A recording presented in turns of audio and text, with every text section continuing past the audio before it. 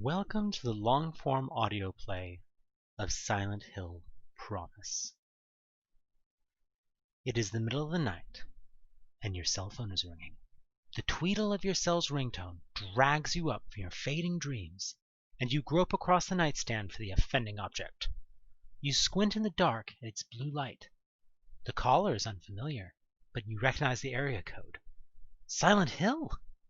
Your heart races as you realize this might be the call you've been waiting for. You answer the phone, your mind still confused with sleep. You are briefly convinced that the caller is some hulking monster who had pursued you through the corridors of your dream. Shaking this off, you concentrate and stutter out a greeting.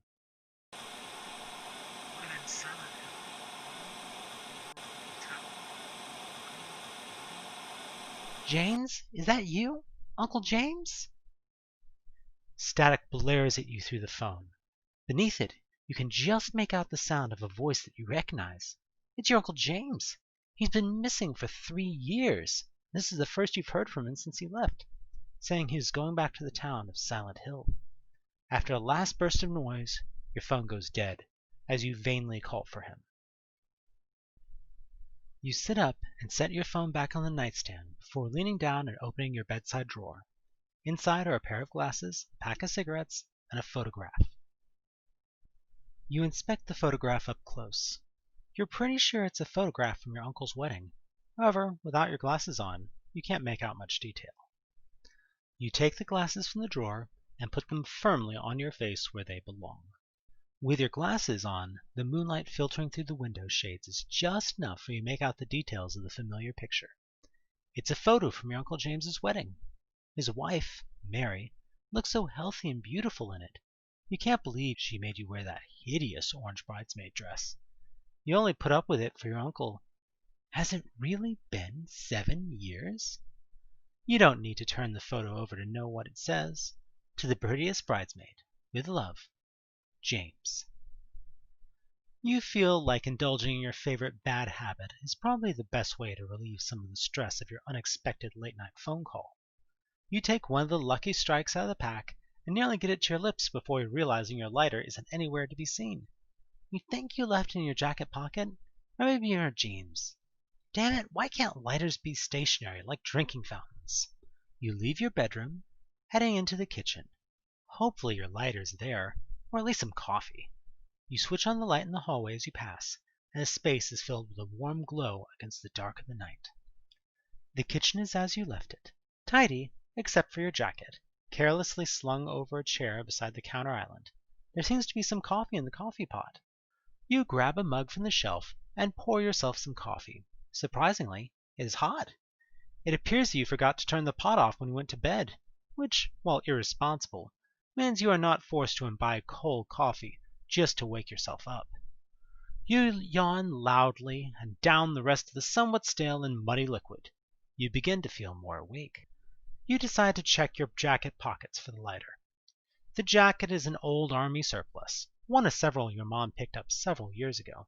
They've been floating around in the family ever since. You grope vigorously through its many pockets and are rewarded with your missing lighter, as well as your keys and a crumpled note.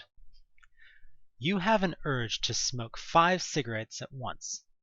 You are extremely enthused that you have found your lighter, and cigarette lust overwhelms you. However, you suspect that not only would smoking so many at once might look a bit silly, but it would also make you run out of them way too fast. You settle for just 1. Lighting it and taking a long, welcome drag. As you do so, you decide walking around in your night dress is a bit chilly, and you shrug the jacket on. You suspect you look incredibly badass. Wearing your jacket gives you access to your inventory. You uncrumple the paper somewhat and read it over again. Vanessa, meet me at the diner at noon on Saturday. Can't wait to see you. Love, Mommy. It's a note from your mom, reminding you about the monthly lunch date. She actually sent it in the mail, which just seems overboard to you. Well, looks like you'll probably miss it anyway, since you have more pressing business in Silent Hill. You're not exactly heartbroken over it. Having had your coffee and cigarette, 3 a.m. seems a much more manageable time of day than it did 15 minutes ago. You feel awake enough to drive, and having concluded that any further mucking about at home is just pointless delay, your uncle could be in trouble. You throw your clothes on and head for the car. My name is Vanessa Sunderland. I'm 23 years old. I do typesetting and layout for a small press publishing company. Nothing special. 3 years ago, my uncle's wife died. He was heartbroken. That very day, he called to say he was going back to Silent Hill, the place where they'd had their honeymoon. We were all worried about him, and rightly so. None of us heard from him afterwards. My mom was convinced he committed suicide. But tonight, I got a phone call. It was garbled, but I know it was him. He's there, in Silent Hill, and I intend to find him.